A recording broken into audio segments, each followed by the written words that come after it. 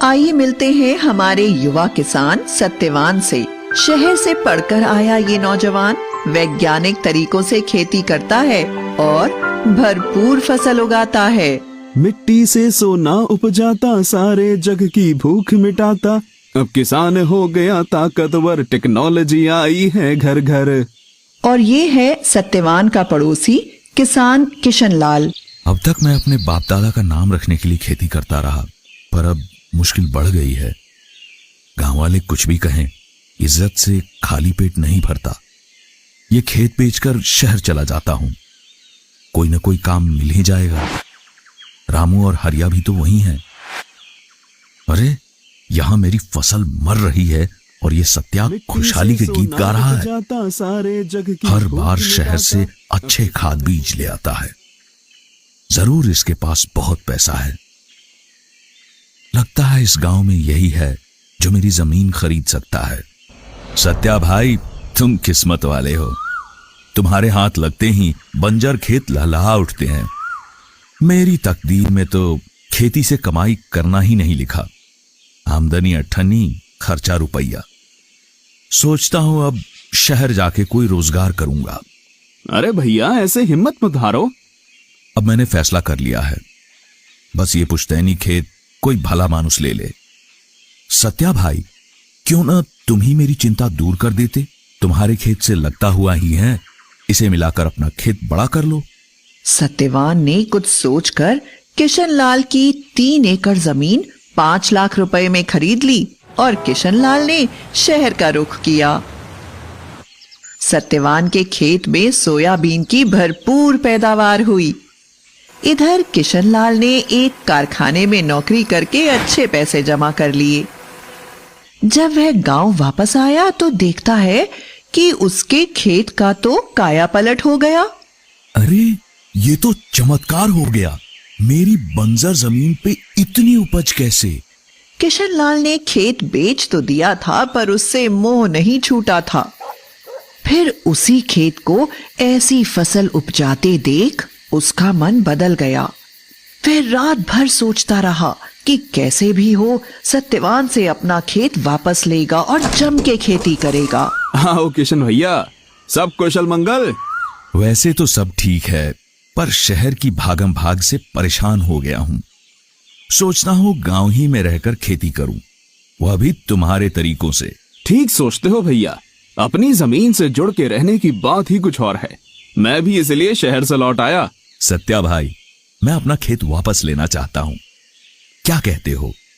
भैया बुरा मत मानना, पर मैं इसे बेचना नहीं चाहता। इस खेत पे बहुत मेहनत की है मैंने और खर्च भी लगाया है। वो तो दिख ही रहा है। तुमने 5 लाख में लिया था, मुझसे 7 लाख ले लो। भैया आप जिद ही करते हो तो आज इसकी कीमत कम से कम 10 लाख होगी। तुमसे ऐसी उम्मीद नहीं थी सत्या। मेरा ही खेत मुझे दुगने दाम पर बेचना चाहते हो? वो भी सिर्फ आपके लिए, वरना मैं तो बेचना ही नहीं चाहता। यह तो सरासर बेईमानी है। मैं ये मामला पंचायत में ले जाऊंगा। जैसा आप ठीक समझो भैया। क्यों बेटा, तू किसना को उसका खेत काहे नहीं लौटा देता? दादा, मैंने इस सूखे खेत को सुधारने में बड़ी मेहनत और खर्च किया है। मैं तो बेचना नहीं चाहता था, पर किशन भैया अड़ ही रहे हैं, तो उचित कीमत तो लूंगा ना। लालच की हद होती है। 5 लाख की जमीन के 10 लाख मांग रहे हो।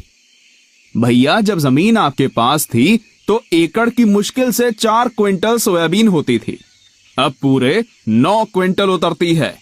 भैया ऐसा भी हो सकता है क्या? क्विंटल ऐसा भी हो सकता है? अरे मुझे तो यकीन ही नहीं होता है। इतनी उपज तो हमने कभी ना देखी ना सुनी। ये तुमने कैसे किया? इसकी मदद से। फोन से? वो कैसे? मैंने इसमें एग्री सेंट्रल ऐप डाला। इस ऐप में बुआई से लेकर फसल बेचने तक हर कदम पर सच्ची और अच्छी जानकारी मिलती है। बस मैं एग्री सेंट्रल की सलाह अपनाता गया और पैदावार बढ़ती गई। सरपंच जी, मेरा फैसला। अरे तुम रुको भी। सत्या, ये तो पूरे गांव के लिए फायदे की चीज है, जरा खुल के बताओ। इस ऐप में है मेरे 6 सच्चे साथी। पहला है क्रॉप प्लान। ये मुझे अपनी बुआई की तारीख के हिसाब से बताता है कि खेत को कैसे तैयार करना कब कौन सी खाद डालनी है, कब कौन सा स्प्रे करना और कब सिंचाई। और हाँ, खाद, बीज, दवाई सबके लिए अच्छी गुणवत्ता वाले विकल्प भी सुझाता है। काका, साल दर साल हम एक ही तरह की फसल लगाते हैं। इससे मिट्टी की उत्पादकता कम हो जाती है और रोगों का हमला भी बढ़ता है। एग्री सेंट्रल बताता है कि फसलों का फेरबदल कैसे करें ताकि मुनाफा बढ़े, खेत उपजाऊ बने रहे। पर मैंने तो हर साल अलग फसल लगाई, महंगी खाद और दवा भी डाली, पर ऐसी फसल कभी नहीं हुई।